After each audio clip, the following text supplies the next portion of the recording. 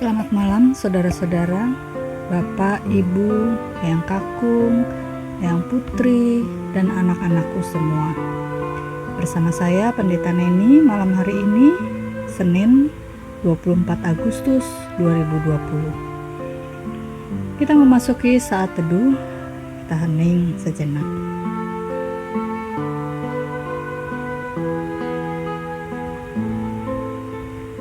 Pembacaan Alkitab malam hari ini dari Keluaran pasal 1 ayat 1 hingga ayat 7. Keluaran pasal 1 ayat 1 hingga ayat 7. Inilah nama para anak Israel yang datang ke Mesir bersama-sama dengan Yakub. Mereka datang dengan keluarganya masing-masing: Ruben, Simeon, Lewi, dan Yehuda, Isakar, Zebulon, dan Benyamin, dan serta Naftali, Gad, dan Asyer. Seluruh keturunan yang diperoleh Yakub berjumlah 70 jiwa. Tetapi Yusuf telah ada di Mesir.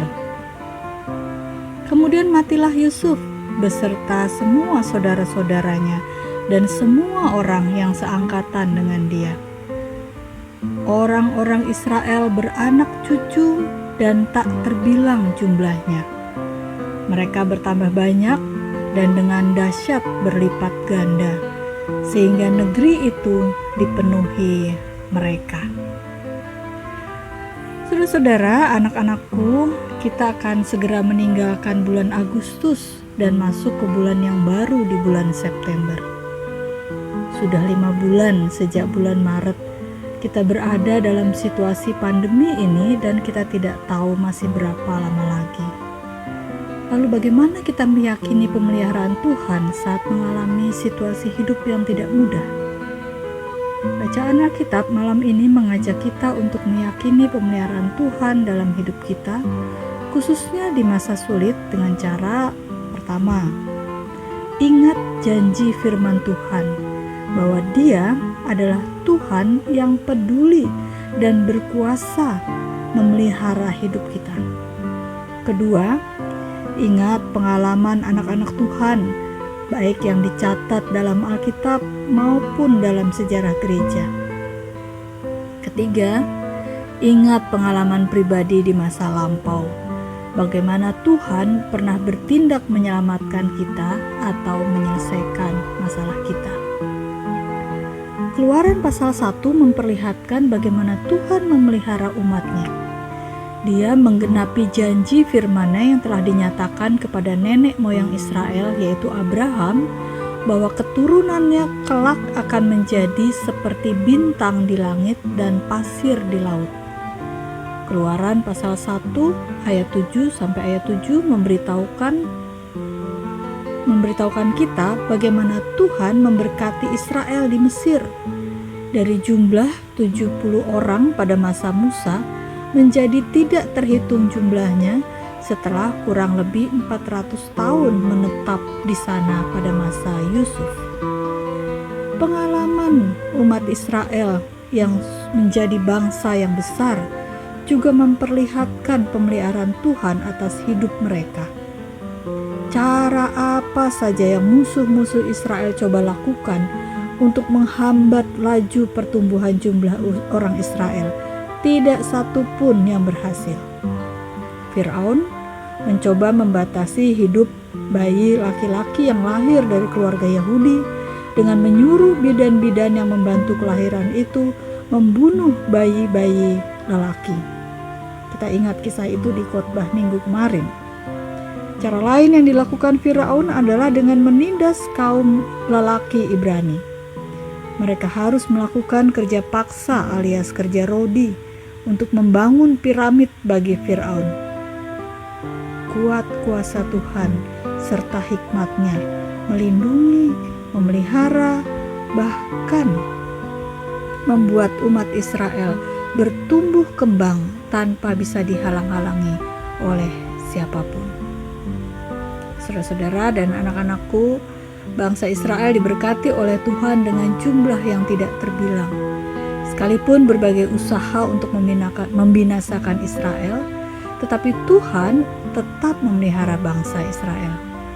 Inilah bukti penggenapan janji Tuhan kepada Abraham, bahwa Tuhan akan memelihara keturunan Abraham dengan jumlah yang tidak terhitung, bagaikan bintang di langit dan pasir di tepi laut. Tuhan menggenapi janjinya karena Abraham dan juga Yusuf hidup taat kepada setiap perintah Tuhan.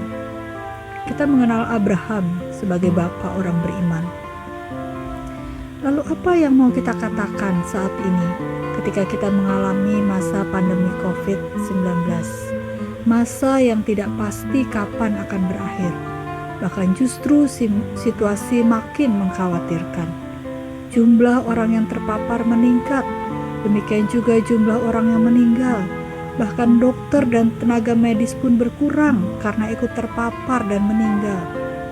Apakah kita tetap meyakini bahwa Tuhan memelihara kita? Mari kita merefleksikan hidup kita dengan bertanya, apakah kita seperti Abraham ataupun Yusuf yang taat dan setia mengikuti perintah Tuhan? Tuhan memakai bidan untuk memelihara bangsa Israel.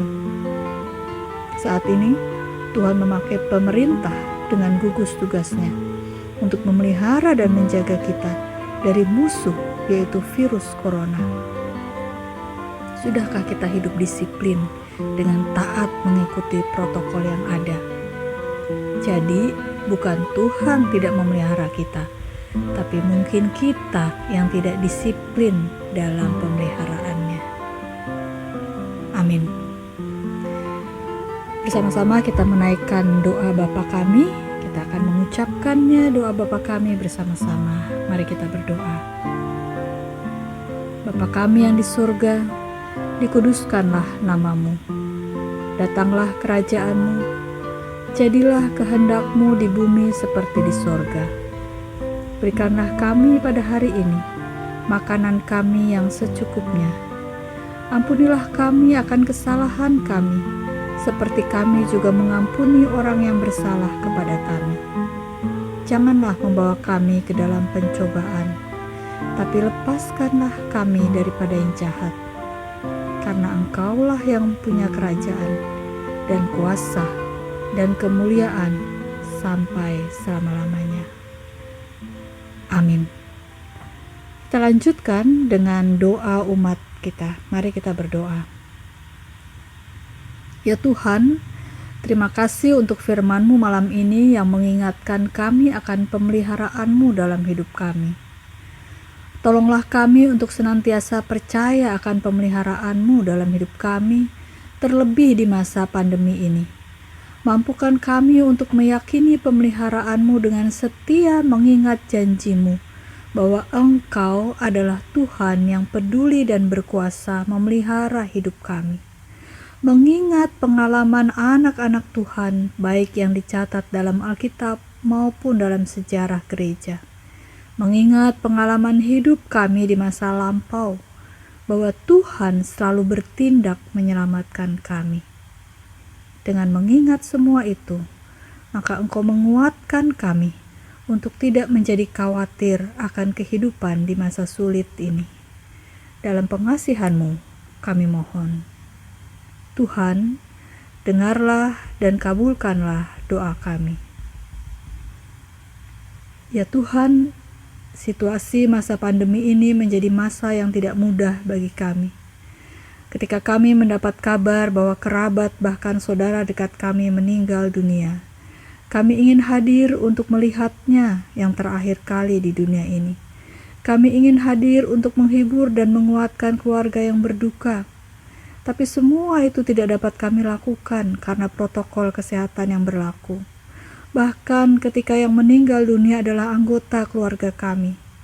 Duka kami begitu mendalam, bukan hanya karena kepergian anggota keluarga kami, tetapi terlebih karena protokol kesehatan yang harus kami patuhi, yang membatasi segala keinginan kami untuk memberikan perawatan yang terbaik dan terakhir kali di dunia ini. Mampukan kami ya Tuhan, untuk percaya dan merasakan bahwa Engkau hadir dan memelihara kami, dan Engkau merasakan duka kami. Dalam pengasihan-Mu kami mohon. Tuhan, dengarlah dan kabulkanlah doa kami.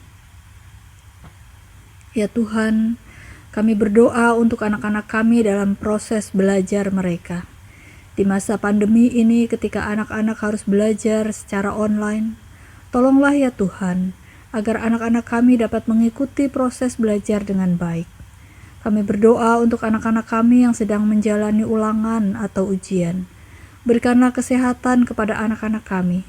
Berikan semangat dalam belajar untuk mempersiapkan diri mengikuti dan mengerjakan soal-soal ulangan atau ujian. Tolonglah para orang tua yang mendampingi anak-anak dalam proses belajar. Situasi saat ini sangat membutuhkan kerjasama yang baik antara orang tua dengan anak untuk dapat mengikuti proses belajar. Berikanlah kesabaran dan pemikiran yang kreatif kepada para orang tua dalam mendampingi anak-anak. Kami juga mendoakan para guru yang juga tidak mudah dalam mengajar melalui cara online. Tuhan berkati para guru, berikanlah kesehatan, kesabaran, dan hikmat agar tetap sukacita dalam melakukan tugas-tugas mereka. Dalam pengasihan-Mu kami mohon. Tuhan, dengarlah dan kabulkanlah doa kami.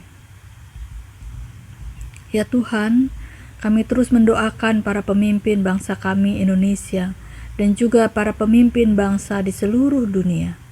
Berikanlah kesehatan kepada para pemimpin bangsa. Berikanlah kesabaran dalam menghadapi masyarakat yang bersikap menentang bahkan memberontak. Mampukan para pemimpin bangsa untuk dapat menjadi teladan dalam menjalankan hidup yang disiplin, mematuhi protokol kesehatan. Tolonglah kami sebagai warga negara, agar mengimani bahwa Engkau memakai para pemimpin bangsa untuk menjaga dan memelihara kami. Dengan demikian, kami akan senantiasa mendengar dan mematuhi ketentuan yang telah ditetapkan oleh pemimpin bangsa kami. Kami mendoakan dokter, perawat, dan semua orang yang bekerja di rumah sakit. Peliharalah mereka dengan kesehatan yang ekstra, sehingga mereka dapat menjalankan tugas dengan baik. Inilah doa kami malam ini. Dalam pengasihan-Mu kami mohon. Tuhan, dengarlah dan kabulkanlah doa kami. Amin. Saudara-saudara, tetaplah setia menjadi pendoa. Selamat malam, selamat beristirahat. Tuhan menjaga kita semua.